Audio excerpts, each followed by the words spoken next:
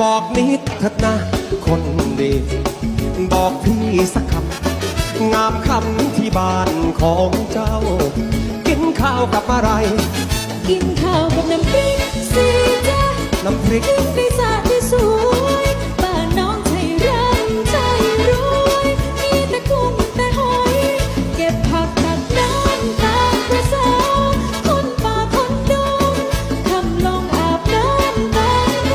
งน้ำในคลองนาหนองมีแฟนหรือยังคนดีบอกพี่สักคำใครเป็นคู่ควรประจำโชคดีเนื้อใครมีแฟนหรือยังคนดีบอกพี่เอาบุญ